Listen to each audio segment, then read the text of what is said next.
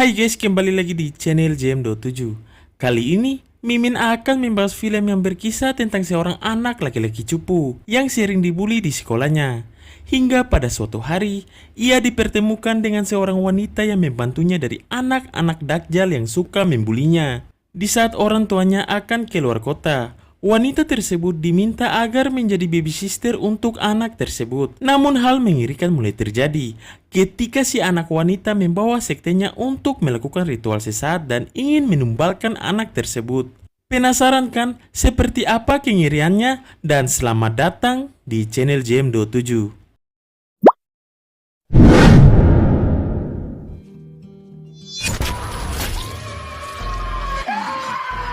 Now collected.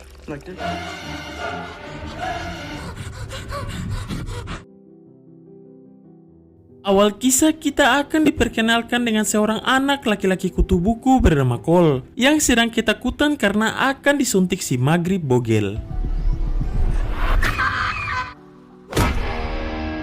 Tak lama kemudian, Cole yang akan pulang sekolah dihampiri temannya bernama Melanie. Saat sedang asik menggibah, datanglah ayah tengil Melanie yang kita sebut saja Boban.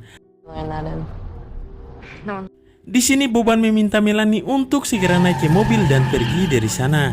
Di saat Cole akan pulang ke rumah, ia dihampiri anak-anak yang sering membulinya. Di sini Cole dihujat habis-habisan oleh si Maghrib Gemoy dan para circle-nya. Dasar boti. Biarin boti, yang penting mah gak Maghrib. Saat akan dihajar oleh circle Maghrib Gemoy, datanglah seorang wanita pirang yang mencegah mereka. Jika kau mengganggu Cole lagi, maka akan kucukur rambut sarang burungmu.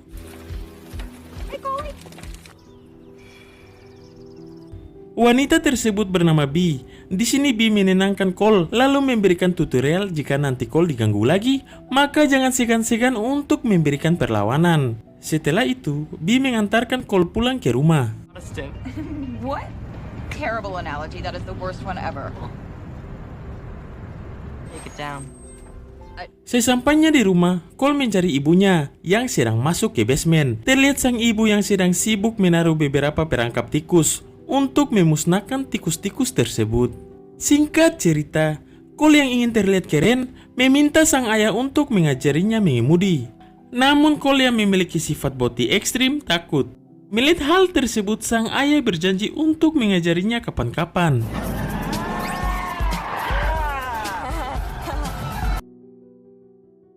Malam pun poek, Cole yang memiliki jiwa kepo bagaikan tetangga Mimin malah membaca menggunakan laptopnya sampai pagi. Setelah itu, Cole pergi ke sekolah dengan menaiki bus sekolah dan bertemu dengan temannya Melanie. Di sini Cole memberitahu kalau tak lama lagi orang tuanya akan pergi berlibur dan Bee akan menjadi baby sisternya. Mendengar itu, Melanie memberi peringatan kepada Cole untuk berhati-hati karena biasanya para baby sister wanita akan membawa pacar mereka masuk secara diam-diam dan melakukan maksiat. Cole yang sudah merasakan gejolak cinta terhadap Bee membantah hal tersebut.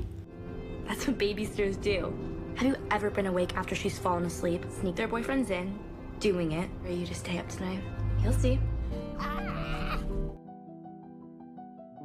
Sepulangnya di rumah, ibu dan ayahnya terlihat sudah mempersiapkan barang-barang mereka untuk segera pergi berlibur. Tak lama kemudian, datanglah si Pirambi. Di sini sang ibu meminta Bee untuk melakukan semua pekerjaan rumah dengan baik dan jangan pernah membiarkan Cole tidur lebih dari jam 10 malam. Okay, Cole, don't cause any trouble. Dada. Hey, Cole, remember. Bye, babe. But not too much fun. Not too much. Saat orang tuanya pergi, Cole yang bahagia langsung melakukan party bersama Bee.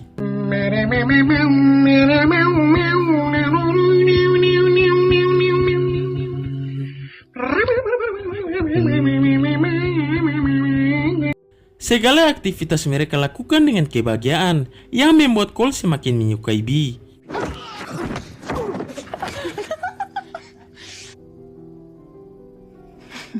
Saat malam poek, Bee yang amanah meminta Cole untuk segera tidur. Namun Cole yang masih ingin bersama Bee mengungkapkan kalau dirinya belum mengantuk. Mendengar itu, Bee bergegas mengambilkan segala cap tikus untuk Cole. Di sini Bee memberitahu jika Cole meminumnya, maka Cole akan merasa lelah dan cepat mengantuk. Mendengar itu, Cole yang ingat perkataan Melanie meminta Bee untuk minum bersamanya. Di saat Bee pergi ke belakang untuk mengambil segelas cap tikus lagi, Cole langsung menyembunyikan miliknya.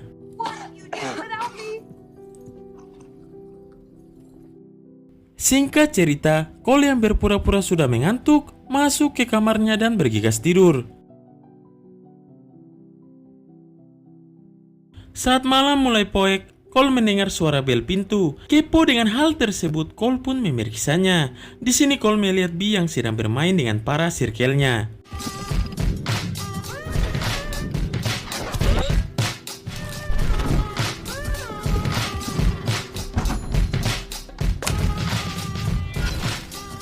Dalam permainan tersebut diberikan dua pilihan, yaitu jujur atau tantangan. Saat tiba giliran Bee memilih tantangan dan Max menantang Bee untuk mencium semua orang yang ada di sana. Dengan mental bitches, Bee mulai mencium mereka satu persatu. Lalu, yang terjadi? Easy, come on. Just relax. Oh my god, sangat-sangat di luar nulur. Melihat itu, Cole sangat-sangat kena mental. Dengan secepat kilat, para circle-nya langsung menampung darah dari si pria kacamata. Ternyata mereka akan melakukan ritual sesat agar mendapatkan kesuksesan tiada tanding. Dan si pria kacamata adalah tumbal. Takut Cole terbangun dan melihat semua itu, Bee meminta Sonya untuk mengambil cover yang sudah mereka siapkan. Di sini Bee mengeluarkan buku mantra yang ia percaya sebagai bentuk terwujudnya impian mereka. Merasa cukup memberikan aba-aba, Bee meminta para circle-nya agar segera pergi ke kamar Cole untuk mengambil darahnya. Hal itu jelas saja membuat Cole semakin ketakutan. What's your emergency? Hi, my name is Cole Johnson. A guy's having a blast. How many are there, Cole?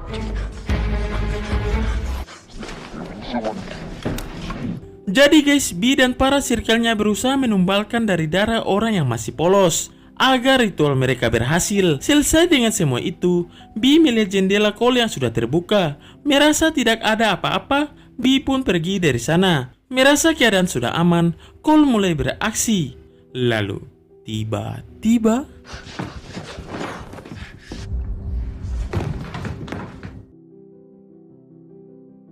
saat tersadar, Cole sudah diikat. Tidak putus asa, Cole berusaha melepaskan ikatannya. Sayangnya aksi Cole terlihat di cermin.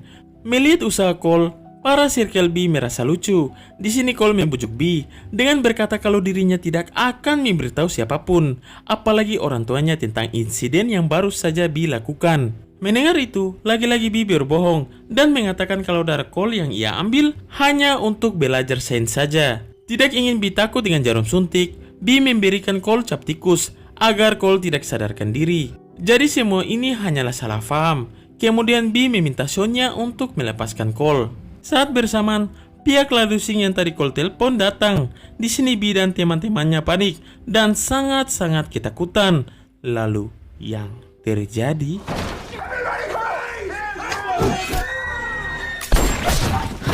Teddy, God! Don't you move! Hey, chill with the gun. Stop, man. You do the math. I got AIDS. I know I got it. Sangat-sangat psikopat. Ketika Bee dan circle-nya sedang menyusun rencana, Cole berhasil melepaskan ikatannya dan kabur dari sana. Come here, Cole. Stop running. All alone.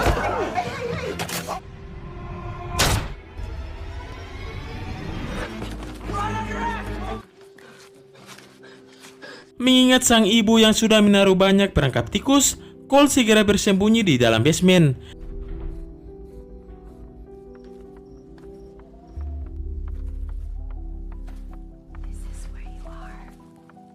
Tak lama kemudian, Sonya yang mempunyai gurumi kalau Cole ada di dalam segera masuk ke sana. Di sini bukannya takut dengan laba-laba, Sonya malah mengelus laba-laba tersebut. Merasa Cole tidak berada di sini, Sonya pun segera keluar. Sayangnya Cole yang boti malah melakukan kesalahan, hingga Sonya pun berhasil mengetahui keberadaannya. Lalu, yang terjadi?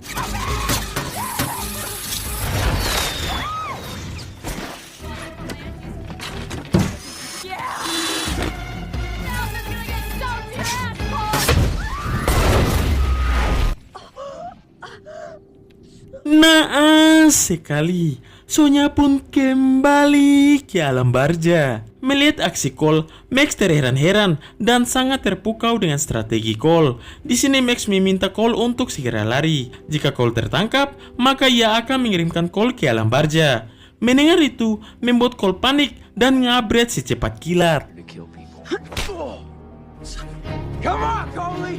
Merasa tidak ada tempat yang aman, Cole pun naik ke rumah pohonnya dan mematahkan semua anak tangga agar Max tidak bisa menangkapnya. Sayangnya usaha yang Cole lakukan sia-sia. Max berhasil naik ke atas dan tiba-tiba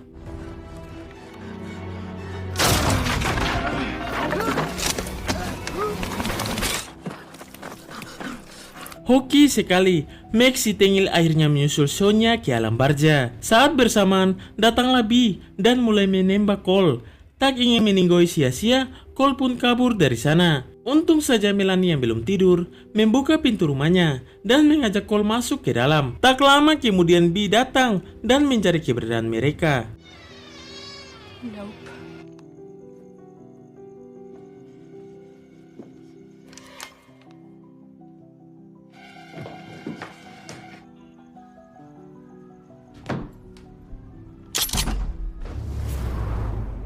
Merasa Bee sudah pergi, Cole meminta Melanie untuk tidak keluar dari sana sampai keadaan kembali aman.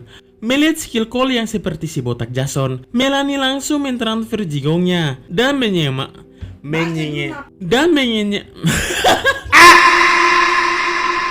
Stop it.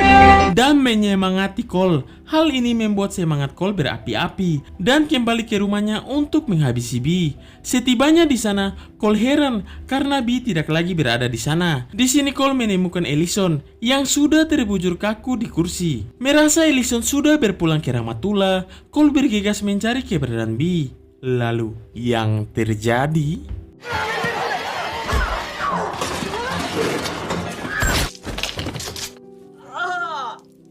Oh my god, apa yang sebenarnya ada di otak Bee? Di sini Bee mengungkapkan kalau semua jasa temannya sudah ia kirimkan ke alam barzah agar para Sambo tidak bisa menemukan bukti.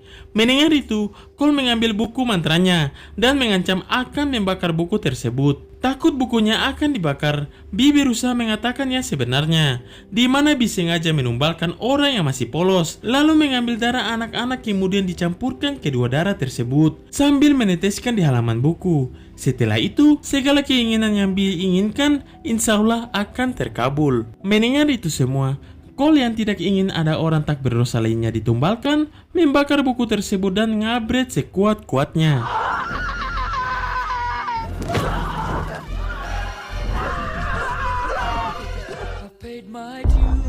Tanpa diduga, Cole yang boti memberanikan diri mengemudi mobil sang ayah dan mulai beraksi.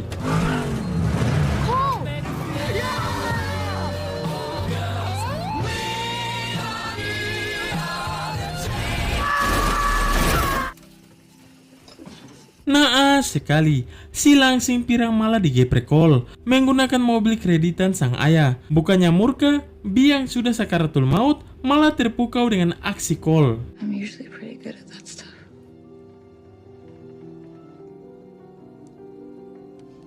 I see.